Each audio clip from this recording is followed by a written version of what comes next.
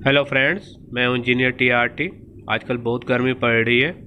इस गर्मी में अक्सर ऐसी यूनिट काम करना छोड़ देते हैं। इसी मामले में आपको मैं आज कुछ ट्रिक्स बताऊंगा जो आप मैकेनिक के पास जाए बगैर अपने एसी से अच्छी ठंडक ले सकते हैं। चले आए फिर मैं आपको इस बारे में बताता हूं।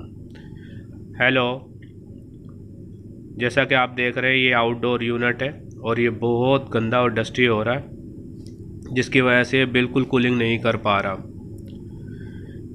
इसको पहले तो ब्रश की मदद से आप, अगर ऐसा आपका यूनिट है तो इसको क्लीन कर लें, या फिर इसको पानी लेके बाल्टी में उससे वॉश कर लें। ये ऊपर वाला कवर हटाने के बाद ये देखें, ये कतरे कुछ साफ़ है यूनिट से, लेकिन ये भी बेहतर कूलिंग नहीं कर रहा और इसकी भी क्लीनिंग होने वाली है और वॉशिंग होने वाली है। आप बिला झिझक इसे यूनिट को बंद करें और इसको पानी लेके बाल्टी में इसको वॉश कर लें।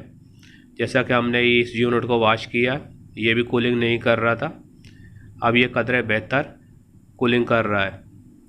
अक्सर यूनिटों के हेड प्रेशर जो होता है वो बढ़ जाता है टेम्परेचर की वजह से, और डस्ट आने की वजह से एयर क्रॉसिंग सही नहीं हो रही होती, जिसकी वजह से प्रॉब्लम आता है। ये तो हो गया आउटडोर यूनिट। चले आए फिर इंडोर यूनिट के बारे में आपको बताता हूँ।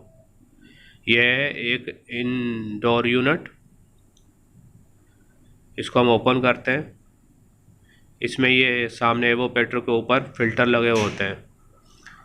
ये कुछ अर्सा चलने के बाद इन पे बहुत डस्ट आ जाती है। इनको इस तरह निकालें जैसा कि मैं इस वीडियो में निकाल रहा हूँ। चाहे तो आप इसको ब्रश की मदद से साफ़ कर दें, या चाहे तो फिर इसको वाटर से क्लीन कर दें। ये देखें, ये है फ़िल्टर। इस पे देखें डस्ट कितनी हो रही है। ये देखें, इस तरह लगे होते हैं फ़िल्टर आपके इंडोर यूनिट में। इनको निकालें, क्लीन करें, करके लगा दें। इंशाल्लाह आपके यूनिट बेहतर कूलिंग करना शुरू कर देगा।